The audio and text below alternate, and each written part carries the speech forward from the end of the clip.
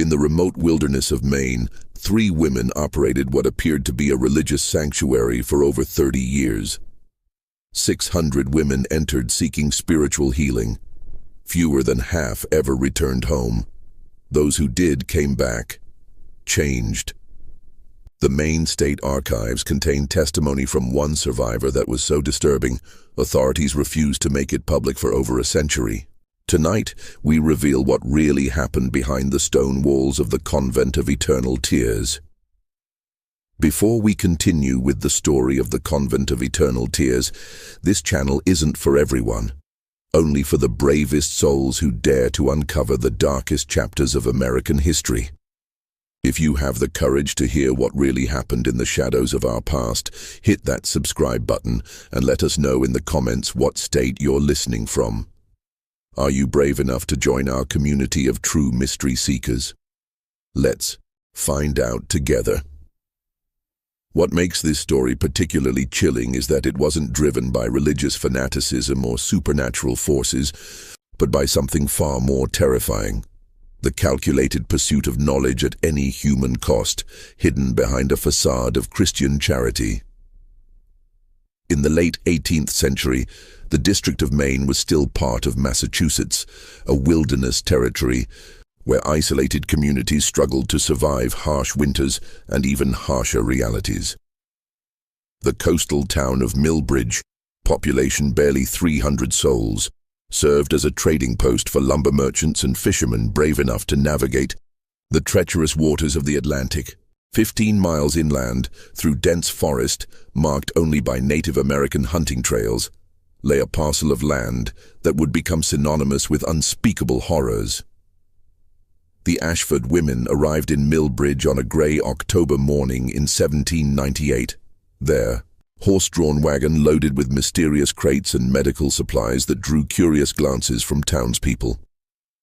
Mother Superior Agatha Ashford stepped down from the wagon with the bearing of European nobility. A striking woman in her early 40s with silver-streaked auburn hair and penetrating grey eyes that seemed to catalogue every detail of her surroundings. Her voice carried the refined accent of educated English society, and her manner suggested someone accustomed to command and absolute obedience. Sister Prudence Ashford emerged next, a tall, gaunt woman of 30 with alabaster skin and hands that moved with the precise grace of a master craftsman. Her fingers were long and pale, with an unusual steadiness that would later prove essential to her gruesome work. Unlike her superior, Prudence spoke little, observing the world through pale blue eyes that revealed nothing of her thoughts. When she did speak, her voice held traces of a Scottish accent, cultured but with an underlying coldness that made even hardened frontiersmen uncomfortable. The youngest of the trio, novice Temperance Ashford, appeared to be barely past 22 years. She possessed a haunting beauty that drew immediate attention. Raven black hair, porcelain skin, and dark eyes that seemed to hold ancient secrets. But there was something unsettling about her beauty, a quality that made mothers instinctively pull their children closer when she passed. Her smile never reached her eyes, and she had an unnerving habit of studying people as if they were specimens in a collection. The Ashford women claimed to be Anglican nuns fleeing religious persecution in England, seeking to establish a new order in the American wilderness. They carried impressive letters of recommendation from English church officials, documents that would later be revealed as masterful forgeries. Their story was compelling enough to satisfy the Protestant community of Millbridge, who viewed the presence of educated religious women as a civilizing influence on their rough frontier settlement. With gold coins that seemed inexhaustible, the sisters purchased nearly 200 acres of remote forest land from a grateful widow who had struggled to pay her late husband's debts. The price they paid, 3 times the land's assessed value, raised eyebrows, but also ensured enthusiastic cooperation from local authorities. They immediately hired every available carpenter, mason, and laborer in the region to construct their religious retreat. The building that rose from the wilderness over the following 8 months was unlike any religious structure the workers had ever seen. 3 stories of gray stone quarried from the nearby coast, with walls thick enough to muffle any sound from within. The windows were unusually small and positioned high on the walls, making it impossible to see inside from ground level. Most peculiar was the basement level, which required extensive excavation and reinforced foundations far beyond what would be needed for simple storage.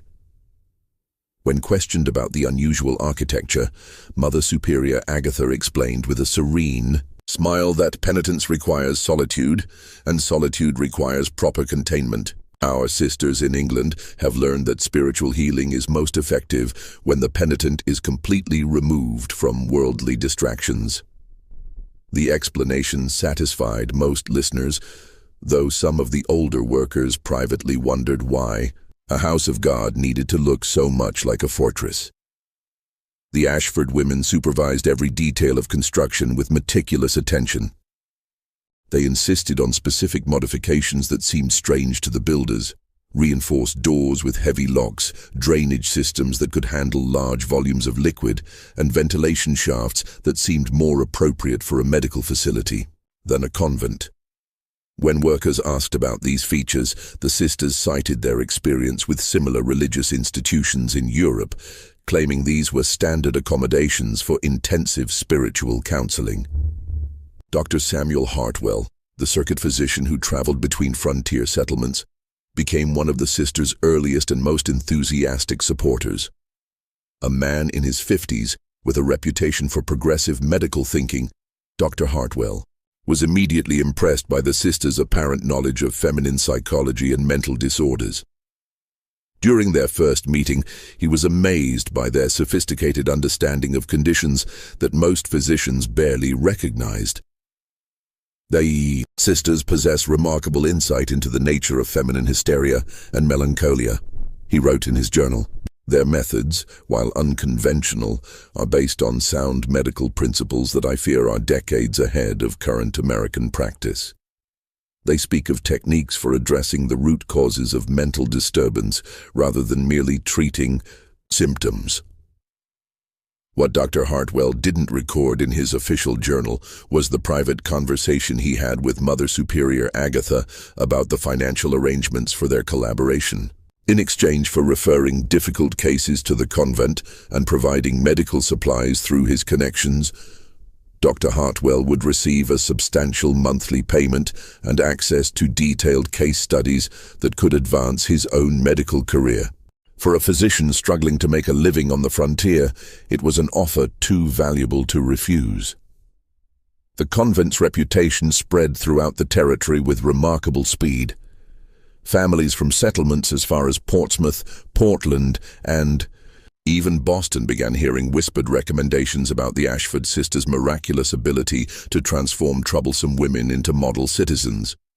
The cost was steep: $20 silver for a month's treatment, $50 for 3 months, and $100 for what they called complete reformation.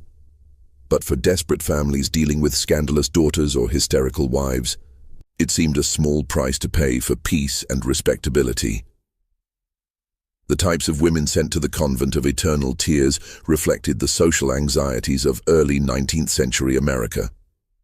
Unmarried mothers who refused to reveal their lovers' identities arrived alongside wives who had publicly challenged their husband's authority.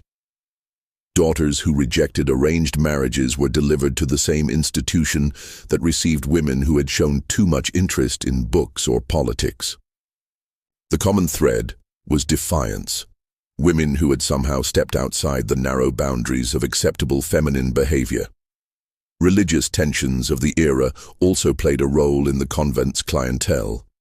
Puritan families occasionally sent daughters who had shown interest in Anglican or Methodist teachings, while Anglican families disposed of daughters attracted to the emotional fervor of Baptist revival meetings. The Ashford sisters accepted all denominations with equal enthusiasm, claiming their methods transcended sectarian differences through the universal power of Christian discipline. The first indication that something was fundamentally wrong at the Convent of Eternal Tears came on a bitter February night in 1803, when young Thomas Brewster was hunting in the forest surrounding the mysterious institution. The 20-year-old trapper had been tracking a wounded deer for hours through the snow-laden wilderness when unusual sounds drew his attention toward the stone building that loomed dark against the winter sky. Thomas had grown up in these woods and knew every natural sound: the crack of ice-laden branches, the distant howl of wolves, the whisper of wind through pine needles. But what he heard that night was different, deeply wrong, and unmistakably human. Through the snow-heavy air came screaming that rose and fell in waves, sometimes dying to desperate whimpers before exploding again into raw, primal shrieks of agony that made his blood freeze in his veins. Abandoning his wounded prey, Thomas crept closer to the convent, his heart pounding as the terrible sounds continued. The building appeared completely dark from the outside, but as he circled toward the rear, he noticed a faint glow emanating from basement windows that were partially hidden by snowdrifts. The screaming grew louder as he approached, and with it came other sounds: the clink of metal instruments, urgent whispered conversations, and something that sounded disturbingly like sawing. Through a partially frosted basement window, Thomas glimpsed a scene that would haunt him for the rest of his life. The basement had been converted into what could only be described as a surgical theater, brilliantly illuminated by dozens of oil lamps and candles that cast dancing shadows on the stone walls.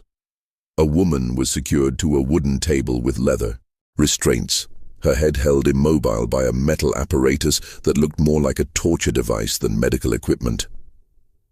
Sister Prudence stood over the restrained woman, her usually pale face flushed with concentration, as she manipulated what appeared to be a long, thin metal rod.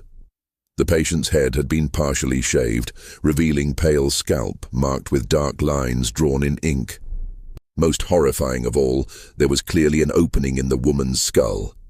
Thomas could see the gleam of exposed bone and something darker underneath that he realized with sick horror was brain tissue. The screaming woman's eyes were wide with terror and pain. But what made the scene even more nightmarish was the clinical detachment of her tormentors.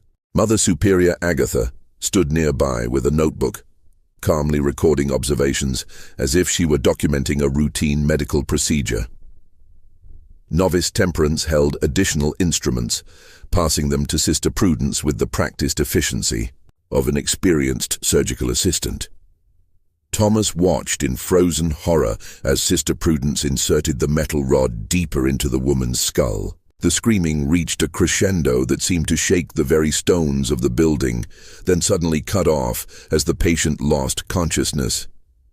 The sisters continued working with methodical precision, apparently untroubled by the fact that their patient was no longer responsive to their ministrations. Unable to witness anymore, Thomas fled into the night, stumbling through snowdrifts in blind panic. The image of that basement chamber burned itself into his memory. The casual efficiency of the procedures, the scientific detachment of the perpetrators, and most terrifying of all, the realization that this was clearly not the first time such horrors had occurred within those stone walls. When Thomas reached town the next morning, he burst into his father's blacksmith shop, babbling about torture chambers and brain surgery with such frantic intensity that his father feared the boy had suffered a mental breakdown. The elder Brewster, a practical man who valued community stability above all else, listened with growing alarm as his son described scenes that seemed to belong in Gothic novels rather than a respectable religious institution. "Thomas," his father said carefully, "you were hunting alone in a blizzard, in the dark, after tracking a wounded animal for hours. The mind can play terrible tricks under such circumstances. Perhaps what you saw was a medical procedure of some kind. The sisters are known to treat various feminine ailments that require intimate intervention." But Thomas's description was too detailed, too specific to be dismissed as hallucination or misunderstanding. He could describe the layout of the basement chamber, the specific instruments he had observed, and most convincingly, the clinical manner in which the procedures were being conducted. This wasn't the random violence of madness, but something far more sinister, systematic, methodical, and clearly practiced. The elder Brewster decided to consult with Deacon Morrison, the town's most respected citizen and unofficial moral authority. Morrison was a cautious man who had built his reputation on careful judgment and community harmony. The Ashford sisters had been model citizens for 5 years, contributing generously to local charities and maintaining perfect decorum in their rare public appearances. More importantly, several prominent families currently had daughters and wives receiving treatment at the convent. "We must be extremely careful," Deacon Morrison warned after hearing Thomas's account. "Accusations of this nature could destroy reputations and tear our community apart. These are respected women of God, not common criminals. There must be a reasonable explanation for what the boy thinks he saw." However, the deacon was too responsible to ignore such serious allegations entirely. He agreed to make a discreet inquiry, visiting the convent the following week under the pretense of discussing a church fundraising event that would require the sisters' participation. Mother Superior Agatha received him in the convent's austere parlor, a sparsely furnished room dominated by a large wooden crucifix and religious paintings that seemed to watch visitors with judgmental eyes. Her manner was perfectly gracious and composed, showing no sign of anxiety or guilt as she served tea and inquired about his family's health with apparent genuine concern. When Deacon Morrison delicately mentioned that local hunters had reported unusual noises coming from the convent at night, Mother Superior Agatha's expression showed only mild concern and understanding.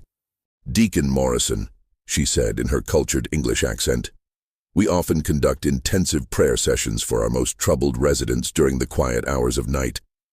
The process of spiritual cleansing can be quite vocal, particularly for women who have lived lives of sin and moral corruption." She explained that many of their patients arrived in states of severe spiritual distress, possessed by demons of pride, lust, and rebellion that fought desperately against the purifying power of Christian discipline. "Some women," she continued with sympathetic sadness, "have allowed evil to take such deep root in their souls that the process of extraction requires considerable effort. The sounds your hunters heard were likely the cries of demons being cast out through the power of prayer and penance." The explanation was delivered with such sincerity and theological sophistication that Deacon Morrison found himself nodding in agreement. The concept of spiritual warfare was familiar to all frontier Christians, and the idea that particularly corrupted souls might require extreme measures for their salvation was not unreasonable within the religious context of the era.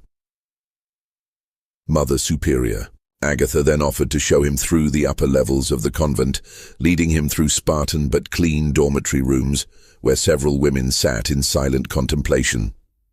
The residents appeared calm and deeply absorbed in prayer or meditation, though Deacon Morrison noticed they seemed unusually subdued, moving with mechanical precision rather than natural human spontaneity.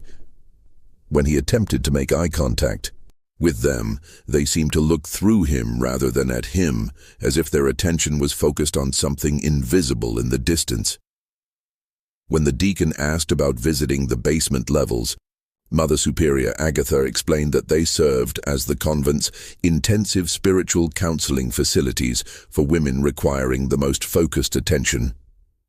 "I'm afraid it would be inappropriate for a man to witness such intimate procedures," she said with a modest smile. "Some of our treatments for feminine spiritual corruption require private examination of the soul that would compromise the patient's dignity if observed by male eyes." The explanation seemed reasonable within the social conventions of the time, and Deacon Morrison left the convent feeling reassured that Thomas Brewster had indeed misinterpreted what he had witnessed. However, something continued to trouble him during the ride home. A subtle wrongness that he couldn't quite identify, but couldn't shake from his thoughts. The women he had observed seemed too quiet, too controlled, moving with an unnatural uniformity that reminded him more of sleepwalkers than conscious human beings, and there had been a smell throughout the building that he couldn't quite place. Not just the expected odors of medicine and cleaning solutions, but something else underneath. Something that reminded him uncomfortably of the battlefield hospitals he had visited during the Revolutionary War, where the stench of blood and suffering had been so thick it seemed to coat the inside of his throat. Following Deacon Morrison's visit, the Ashford sisters implemented additional security measures that made their operations even more secretive. The loud screaming that had alerted Thomas Brewster was replaced by an eerie silence that somehow seemed more ominous than the previous nocturnal disturbances. Local families continued sending their troubled women to the convent, and the sisters continued accepting them with open arms and increasingly sophisticated promises of transformation. However, observant residents began noticing disturbing patterns that suggested something was fundamentally wrong with the treatments being administered. Behind those stone walls, women who entered the convent for spiritual correction often emerged months later as completely different people, not reformed or redeemed, but somehow fundamentally altered in ways that defied explanation. Mary Prescott had been a spirited, young woman of 19, known throughout Millbridge for her quick wit, infectious laughter, and stubborn independence that had scandalized her family by refusing 3 marriage proposals from suitable young men. Her parents, mortified by her public displays of willfulness, had finally sent her to the convent for 6 months of spiritual guidance to prepare her for proper married life. When Mary returned home, her parents were initially delighted by the transformation. Gone was the rebellious daughter who had argued about everything from household duties to religious doctrine. In her place was a docile, blank-eyed woman who spoke only when directly addressed and never expressed personal opinions or desires. She accepted the first marriage proposal that came her way with mechanical compliance, showing no emotion or preference about the match. But as weeks passed, Mary's parents grew increasingly concerned about their daughter's condition. She displayed no recognition of favorite foods, cherished possessions, or childhood friends. When shown letters she had written before her treatment, she stared at them without comprehension, as if looking at documents written by a complete stranger. Most disturbing of all, she showed no emotional reaction to anything. Neither joy nor sorrow, pleasure nor pain seemed to register in her consciousness. Dr. Hartwell, when consulted about Mary's condition, praised the sisters' work as a complete success. "The patient has been cured of the mental defects that made her unsuitable for marriage and motherhood," he declared confidently. "The rebellious spirit that caused her family such distress has been completely eliminated through proper spiritual discipline." However, Mary's mother noticed details that troubled her deeply. Her daughter bore unusual scars on her scalp, partially hidden by her hair but visible during washing and brushing. The scars formed a pattern that suggested some kind of deliberate procedure rather than accidental injury. When questioned about them, Mary showed no memory of how they had been acquired, stating simply that she remembered nothing about her time at the convent except praying very hard to become a better woman. Similar transformations occurred with increasing frequency as the convent's reputation spread throughout New England. Hannah Morse, sent for treatment of melancholia following the death of her infant son, returned home after 3 months as an unnaturally cheerful woman who claimed to have no memory of ever having a child. When shown the baby's clothing and toys, she displayed no recognition or emotional response, as if that entire chapter of her life had been completely erased from her memory. Elizabeth Thornton's case was perhaps the most disturbing. The merchant's wife had been committed to the convent for hysteria after publicly accusing her husband of adultery and demanding a divorce, scandalous behavior that threatened both families' social standing. When she returned after 4 months of treatment, she not only retracted her accusations but insisted she had never made them. More troubling still, she seemed to have no memory of the events that had led to her commitment, describing her marriage as perfectly happy and her husband as beyond reproach. Elizabeth's physical condition was also concerning.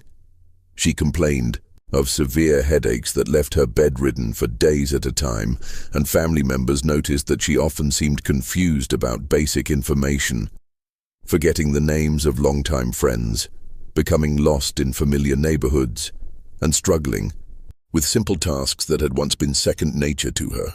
Like the other reformed women, she bore mysterious scars on her scalp and claimed no memory of how they had been acquired. Dr. Hartwell continued his enthusiastic endorsement of the Ashford methods, though his own behavior grew increasingly erratic as the years passed. The once respected physician began drinking heavily and often spoke in rambling monologues about advancing medical science and necessary sacrifices for the greater good of humanity. His journal entries from this period, discovered after his death, reveal a man wrestling with his conscience while justifying increasingly horrific actions. The procedures I have witnessed challenge every principle of medical ethics I was taught, yet the results are undeniable. The sisters have achieved what European physicians only theorize about: the ability to alter personality, suppress specific memories, and modify behavior through direct surgical intervention in the brain. Their documentation is meticulous, their methodology sound, their results consistent and reproducible. History will judge whether we are pioneers advancing human knowledge or monsters exploiting human suffering. The flow of correspondence between the convent and various European medical institutions intensified dramatically during this period. Local postal workers, though sworn to confidentiality through generous payments, couldn't help but notice the volume of packages and letters bearing foreign addresses. The Ashford sisters were receiving regular shipments of medical texts, surgical instruments, and chemical compounds, while sending out detailed reports and what appeared to be preserved biological specimens. Mother Superior Agatha began making monthly trips to Portland and Boston, always returning with crates of supplies and equipment that required careful handling. She explained to curious locals that the convent was pioneering revolutionary treatments for feminine mental disorders, combining traditional spiritual healing with the latest advances in European medical science. Her cultured manner and obvious education made these explanations seem plausible to a community that valued both religious faith and scientific progress. But some residents remained deeply suspicious of the changes they observed in the convent's patients. Martha Goodwin, whose daughter Rebecca had undergone treatment and returned fundamentally altered, began quietly questioning other families about their experiences. She discovered a disturbing pattern. None of the women who had received intensive treatment in the basement facilities could remember anything about their time at the convent except fragments of prayers and religious instruction. Martha's investigation revealed another troubling fact. Several women had simply never returned from the convent at all. When families inquired about their missing daughters or wives, the Ashford sisters claimed these women had experienced such profound spiritual awakening that they had chosen to remain as permanent residents, dedicating their lives to prayer and service. However, families who requested to visit these supposed residents were politely but firmly turned away, told that the women had taken strict vows of silence and seclusion that prohibited any contact with their former lives. The mystery deepened when Martha learned that the convent was accepting women from increasingly distant locations. Wealthy families from New York, Philadelphia, and even Charleston were sending their most problematic daughters to the remote Maine institution, apparently willing to pay substantial sums and travel great distances for the promise of complete behavioral transformation. The fees had risen accordingly. The sisters now charged up to $500 for what they termed comprehensive reformation, a process that typically required 6 months and guaranteed permanent elimination of all undesirable traits and tendencies. As the convent entered its second decade of operation, the Ashford sisters had established themselves as recognized authorities on feminine mental disorders throughout the medical communities of both America and Europe. Their carefully crafted reputation attracted attention from some of the most prominent physicians and researchers of the era, men who were fascinated by the detailed case studies and remarkable success rates documented in the sisters' regular correspondence with medical institutions. Dr. Jonathan Whitmore of Harvard Medical School became one of their most dedicated correspondents, maintaining a regular exchange of letters that lasted for over 15 years. In his communications, preserved in the Harvard archives, he expressed amazement at the sophistication of their research. "Your documentation of behavioral modification techniques surpasses anything I have encountered in contemporary European literature. The precision with which you correlate specific physical interventions with predictable personality changes suggests a level of understanding that our profession will not achieve for decades." What Dr. Whitmore didn't realize was that he was reading clinical descriptions of procedures that would later be recognized as primitive forms of lobotomy, trepanation, and systematic brain damage. The Ashford sisters had developed a sophisticated understanding of cranial anatomy and brain function through years of unrestricted experimentation on human subjects, accumulating knowledge that legitimate researchers could only theorize about, based on animal studies and post-mortem examinations. The sisters' research methodology was disturbingly thorough. They maintained detailed records of each patient's personality traits, behavioral patterns, and psychological characteristics before treatment, then documented every aspect of their experimental procedures with scientific precision. Post-treatment observations tracked changes in memory, personality, cognitive function, and behavior, with the same meticulous attention to detail that characterized legitimate medical research. Their surgical techniques evolved significantly during this period. Sister Prudence had become remarkably skilled at what she termed targeted cranial intervention, developing methods for accessing specific regions of the brain through carefully calculated entry points. Her detailed anatomical drawings, discovered decades later, showed various approaches to different brain structures with precise measurements and angles that demonstrated sophisticated understanding of cranial anatomy. The procedures themselves were conducted with clinical detachment that made them even more horrifying. Patients were typically sedated with laudanum or other opiates, but not enough to eliminate consciousness entirely. The sisters needed their subjects to remain responsive so they could monitor the effects of their interventions in real time. They would ask questions, give commands, and observe changes in behavior as they manipulated different brain regions with their instruments. Novice Temperance had evolved into the group's expert on what they called psychological conditioning and behavioral reconstruction.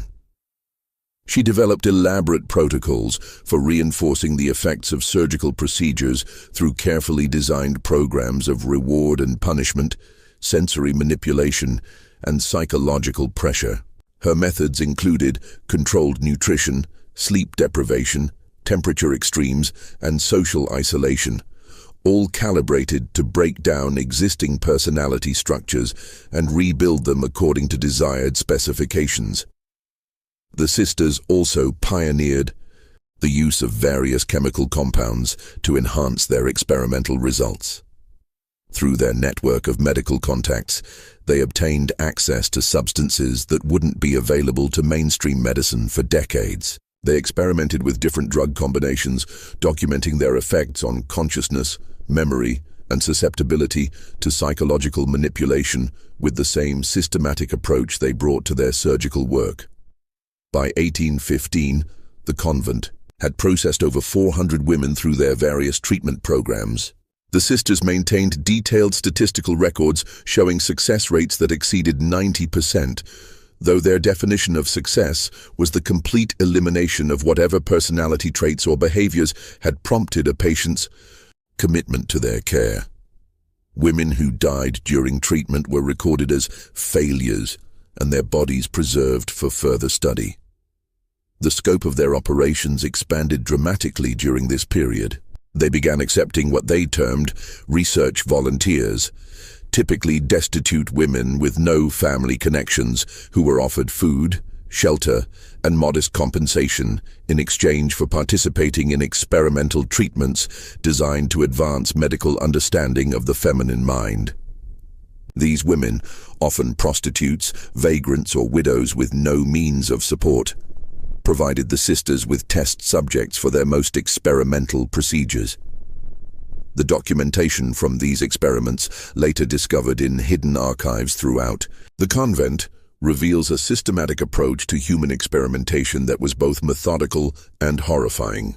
The sisters recorded precise measurements of skull dimensions, detailed descriptions of brain tissue reactions to various stimuli, and careful observations of the relationship between specific surgical interventions and behavioral changes. They also maintained extensive correspondence with researchers throughout Europe and America, selling their findings to medical institutions that were unable or unwilling to conduct such studies themselves.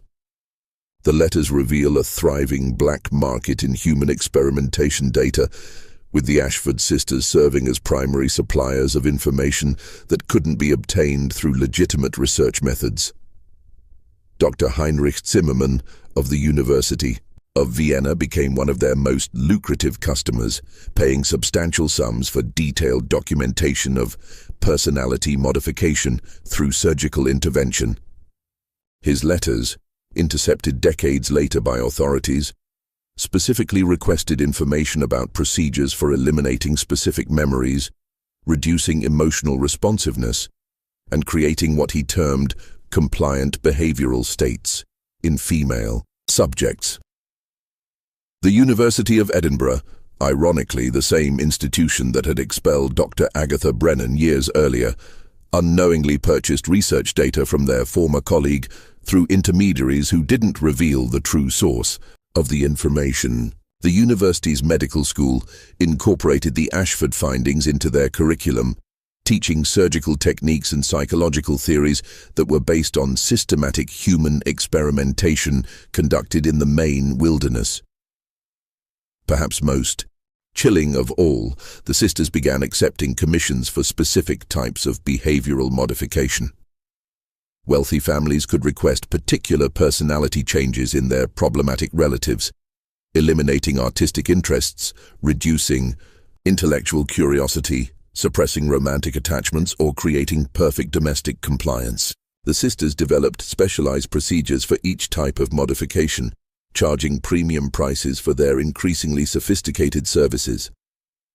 The careful facade that had protected the Ashford sisters for nearly 2 decades began to show its first serious cracks in the winter of 1818, when a young woman named Sarah Whitman arrived at the convent under circumstances that would ultimately prove to be their undoing. Unlike the broken, desperate women who typically sought the sisters' help, Sarah came as a fighter, possessed of an intelligence and strength of will that had not been crushed by the social pressures that usually preceded commitment to the institution. Sarah's crime was having given birth to a child out of wedlock and steadfastly refusing to reveal the father's identity, despite months of pressure from her wealthy Boston family. Her parents, prominent merchants with a reputation to protect, had initially attempted to arrange a discreet marriage or adoption that would preserve family honor. When Sarah rejected both options, insisting on her right to keep her child and live independently, they declared her mentally unstable and arranged for her commitment to the Convent of Eternal Tears. At 24, Sarah possessed a formidable intellect that had been nurtured by progressive parents until her pregnancy made her an embarrassment. She had received an unusually comprehensive education for a woman of her era, including exposure to medical texts through her father's connections with Boston physicians. This background gave her knowledge that would prove crucial to recognizing the true nature of the Ashford sisters' activities. From the moment of her arrival, Sarah understood that the convent was not what it appeared to be. The other residents moved with the mechanical precision of people whose personalities had been fundamentally altered. their responses unnaturally controlled and their eyes disturbingly vacant. Many bore visible scars on their scalps, partially concealed by hair that had been allowed to grow back over surgical sites. Most telling of all, several women displayed clear symptoms of brain damage, difficulty with speech, memory problems, and personality changes so dramatic they seemed like entirely different people. Sarah's medical knowledge allowed her to recognize these symptoms for what they were, the results of deliberate surgical intervention in the brain. During her first week at the convent, she was subjected to the same preliminary examinations that preceded all intensive treatments, detailed measurements of her skull, extensive questioning about her personality traits and behaviors, and physical tests that seemed designed to map her neurological responses rather than assess her spiritual condition. The Ashford sisters were initially puzzled by Sarah's resistance to their standard conditioning procedures. Most patients, already broken by social shame and family rejection, quickly submitted to the convent's authority structure. Sarah, however, maintained her defiance even under increasingly harsh treatment, designed to break down her psychological defenses and prepare her for more intensive intervention. She was placed in solitary confinement for days at a time, denied adequate food and water, and subjected to hours of psychological abuse designed to destroy her sense of self-worth. Sister Temperance, the convent's expert in behavioral conditioning, employed every technique in her arsenal to break Sarah's will. Sensory deprivation, temperature extremes, sleep disruption, and constant verbal assault on her character and worth as a human being.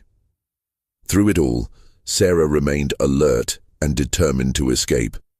She used her time in isolation to mentally map the convent's layout, memorize the sisters' routines, and plan her eventual flight to freedom. More importantly, she began documenting her observations in a makeshift journal written on scraps of paper with ink made from berry juice and hidden in the seams of her clothing. Sarah's breakthrough came during a violent thunderstorm in March 1819, when flooding in the basement disrupted the convent's normal operations. The sisters were forced to relocate equipment and patients to higher floors, creating confusion that gave Sarah the opportunity she had been waiting for. In the chaos of moving materials and managing crisis, she slipped away from her guards and began exploring areas of the building that were normally strictly forbidden to patients. What she discovered in the basement chambers exceeded her worst fears. The flooded rooms contained evidence of procedures that defied comprehension. Operating tables equipped with restraints designed to immobilize patients completely. Collections of surgical instruments unlike anything used in conventional medicine. And most horrifying of all, preserved specimens of human brain tissue floating in glass jars, each carefully labeled with patient names, dates, and procedural notes. The surgical records she found documented procedures that she recognized as deliberate, brain damage inflicted with scientific precision. The notes described the systematic removal of brain tissue from specific regions, with careful observations about resulting changes in personality, memory, and behavior. Some entries included detailed sketches of opened skulls and anatomical diagrams showing the precise locations of surgical interventions. Most damning of all, Sarah discovered extensive correspondence files containing letters from European physicians who were purchasing the sisters' research data for substantial sums of money. The letters discussed the acquisition of experimental results and anatomical specimens with the casual indifference of commercial transactions. It became clear that the convent was operating as a business enterprise, selling the results of human experimentation to researchers who were unwilling or unable to conduct such studies themselves. Armed with this knowledge and samples of documentation that she managed to conceal on her person, Sarah began planning her escape with desperate urgency. She knew that she was scheduled for intensive treatment within days, and she understood that this would likely leave her as damaged as the other women she had observed. Her window of opportunity was closing rapidly, and the sisters were becoming increasingly suspicious of her continued resistance to their conditioning methods. The escape attempt came on a moonless night in early April 1819, when Sarah managed to overpower a guard and flee into the surrounding forest. The Ashford sisters immediately organized a massive search effort, knowing that Sarah possessed information that could destroy their carefully constructed facade and expose decades of criminal activity. For 3 harrowing days, she evaded capture, while making her way through the wilderness toward the nearest settlement, surviving on spring water and whatever edible plants she could identify. The sisters' pursuit was relentless and well organized. They knew the terrain intimately and had the resources to mount a comprehensive manhunt that included local men who had been hired under the pretense of searching for a mentally disturbed woman who might harm herself. Sarah could hear her pursuers throughout her flight, their calls echoing through the forest as they systematically searched every possible hiding place. On the second night of her escape, Sarah was nearly recaptured when she stumbled into a search party while seeking shelter from a sudden rainstorm. Only quick thinking and intimate knowledge of the forest, gained during childhood visits to her grandfather's logging camp, allowed her to evade detection. She spent the remainder of the night hiding in a fallen tree, listening to her pursuers search the area around her hiding place. Just when we thought the horrors of the Maine wilderness couldn't get worse, Sarah's desperate flight through the forest intensifies. If this story is giving you chills, share this video with a friend who loves dark mysteries, hit that like button to support our content, and don't forget to subscribe to never miss stories like this. Let's discover together what happens when Sarah finally reaches civilization and the shocking truth begins to unravel. By the 3rd day, Sarah's physical condition was deteriorating rapidly. She was dehydrated, exhausted, and suffering from exposure to the harsh April weather. Her feet were bleeding from walking barefoot over rough terrain, and she was beginning to show signs of hypothermia. But her determination to reach safety and expose the Ashford sisters' crimes drove her forward, despite her body's protests. The breakthrough came when she encountered a trapper named Joshua Meadows, who was checking his lines in the early morning hours. Initially suspicious of this wild-looking woman emerging from the forest, Joshua's attitude changed dramatically when Sarah began describing specific details about the convent that only someone with inside knowledge could know. Her desperation was genuine, her injuries were real, and her story was too detailed and consistent to be the product of mental illness. Joshua provided Sarah with food, warm clothing, and most importantly, safe passage to the sheriff's office in Millbridge. But even as they traveled together, Sarah remained terrified that the Ashford sisters would find her before she could tell her story to authorities. She had seen enough of their operations to know that they had resources and connections that extended far beyond their isolated convent. When Sarah Whitman finally reached Sheriff William Hawthorne's office in Millbridge on April 18, 1819, her appearance and wild claims initially met with the same skepticism that had greeted Thomas Brewster's account 16 years earlier. Sheriff Hawthorne, a practical man who prided himself on level-headed judgment, assumed he was confronting another victim of wilderness exposure and mental breakdown. Sarah's story of systematic human experimentation seemed too fantastic to be credible, too horrific to be real. However, several factors distinguished Sarah's testimony from typical accounts of disturbed individuals. First, her detailed knowledge of the convent's interior layout matched information that had never been made public. She could describe not only the general structure of the building, but specific details about the basement chambers, the arrangement of equipment, and the locations of hidden storage areas that only someone with extensive inside access could know. More importantly, Sarah had managed to steal several crucial documents during her escape.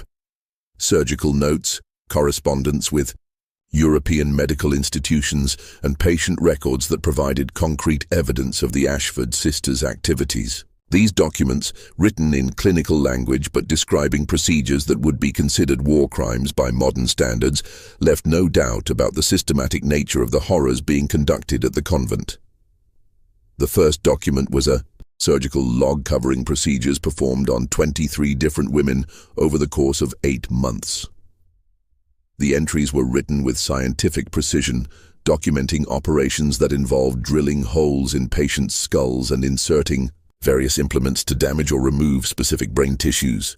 Each entry included detailed pre-operative personality assessments, surgical notes describing the exact procedures performed, and post-operative observations tracking changes in behavior, memory, and cognitive function.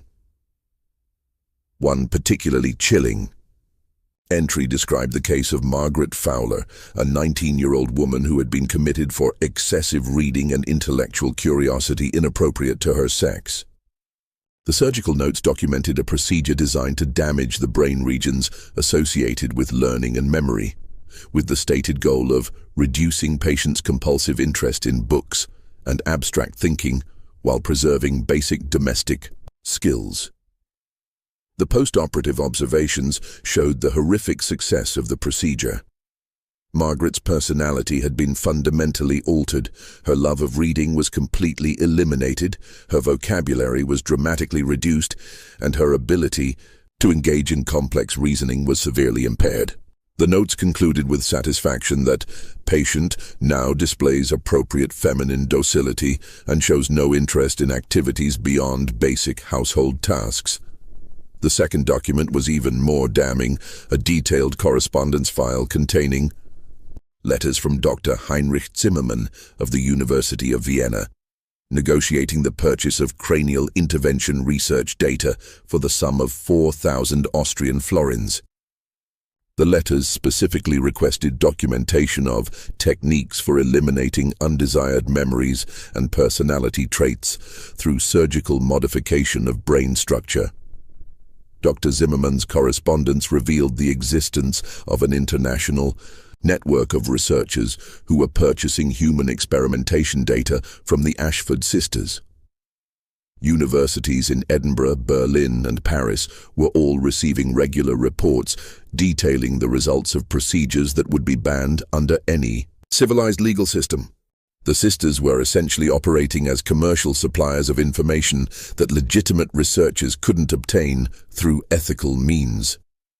The third document was perhaps the most horrifying, a patient catalogue listing over 600 women who had been processed through the convent's various programs since 1798. The catalogue was organized by type of treatment received, with detailed annotations describing the specific procedures performed on each patient and their ultimate disposition. The majority of entries were marked reformed and returned, women who had undergone surgical modification and been sent back to their families with altered personalities. A smaller number were listed as permanent residents, women who had supposedly chosen to remain at the convent but whose current whereabouts were unspecified. Most troubling of all, nearly 200 entries were marked simply as expired, women who had died during or shortly after experimental procedures. Sheriff Hawthorne, confronted with this overwhelming evidence, realized he was dealing with crimes that exceeded anything in his experience. He immediately organized a raid on the convent, assembling a force of 15 armed men for what he now understood would be far more than a routine arrest. The sheriff also sent urgent messages to authorities in Portland and Boston, requesting assistance from federal marshals who would have jurisdiction over crimes of this magnitude. However, the Ashford sisters had been monitoring the situation through their network of informants in Millbridge. By the time the raiding party reached the convent on the morning of May 20th, 1819, they found the building completely abandoned. The sisters had vanished during the night, taking with them most of their portable equipment and documentation, leaving behind only the evidence they couldn't transport. The search of the abandoned convent revealed a chamber of horrors that traumatized even the most hardened members of the raiding party. The basement contained a fully equipped surgical theater with implements specifically designed for cranial procedures. The walls were lined with shelves holding hundreds of preserved brain specimens, each labeled with detailed information about the patient from whom it had been removed and the specific experiments that had been conducted. A hidden chamber behind. A false wall contained 47 bodies in various states of preservation, all showing evidence of cranial surgery. The bodies had been maintained in a solution of alcohol and other chemicals, apparently for ongoing study purposes.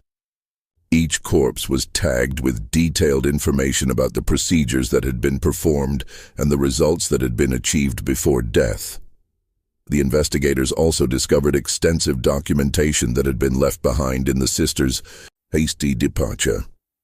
File cabinets contained thousands of pages of surgical notes, patient records, and correspondence with medical institutions throughout the world. The scope of the operation was staggering. The sisters had been conducting systematic human experimentation for over 20 years, documenting procedures that wouldn't be recognized by mainstream medicine for decades. Dr. Samuel Hartwell, when confronted with evidence of his complicity in the operation, initially attempted to justify his involvement by claiming he was advancing medical science for the benefit of humanity. These women were already lost to society, he argued desperately. Their conditions made them unsuitable for normal life. At least their suffering contributed to knowledge that will help future generations. However, when presented with the full scope of the experimentation and the evidence of systematic murder disguised as medical treatment, Dr. Hartwell suffered what appeared to be a complete mental breakdown. In his final confession, delivered while under guard in the Millbridge jail, he revealed the true identities of the Ashford sisters and the full extent of their criminal background. The women known as Mother Superior Agatha, Sister Prudence, and Novice Temperance Ashford were actually Dr. Agatha Brennan, Dr. Prudence Ashford, and Dr. Temperance Ashford, trained physicians who had been expelled from European medical institutions for conducting unauthorized human experiments. Dr. Brennan had been banned from practicing medicine in Scotland after several patients died during her experimental procedures designed to correct feminine hysteria through surgical intervention. Dr. Prudence Ashford had been dismissed from the University of Edinburgh Medical School after being caught conducting illegal experiments on asylum patients, attempting to map brain function through systematic damage to different cranial regions. Dr. Temperance Ashford, the youngest of the three, had been her sister's student in developing psychological conditioning techniques designed to enhance the effects of surgical procedures. The three women had fled Europe in 1797 and established their false identity as Anglican nuns to provide cover for continuing their research in a location where they would be free from medical oversight or legal constraints. They had spent over 20 years perfecting techniques for modifying human behavior through surgical intervention, accumulating knowledge that legitimate researchers could only dream of obtaining. The manhunt for the escaped Ashford sisters became one of the most extensive criminal investigations in early American history, involving federal marshals, local sheriffs, and even international cooperation with European authorities. However, the three women had vanished completely, leaving behind only the horrific evidence of their 2 decades of systematic human experimentation. Investigation revealed that the sisters had maintained multiple escape routes from the convent and had accumulated substantial wealth from their illegal activities. Bank records discovered during the investigation showed they had transferred enormous sums to accounts in Canada, Mexico, and several European countries over the years. The total amount exceeded $50,000, a fortune that would be worth millions in today's currency. The sisters had also established false identities and safe houses throughout North America and Europe, suggesting they had planned their eventual escape from the beginning of their American operations. Shipping records indicated they had been gradually moving equipment and documentation out of the convent for months before Sarah's escape, preparing for the possibility that their activities would eventually be discovered. The investigation revealed the full scope of their criminal enterprise. Over the course of 21 years, the Ashford sisters had processed more than 600 women through their experimental programs. Of these, approximately 250 had been returned to their families as successfully treated patients, though investigation revealed that all showed signs of brain damage consistent with surgical intervention. Another 150 women had been reported as choosing to remain at the convent as permanent residents, though no trace of these women was ever found.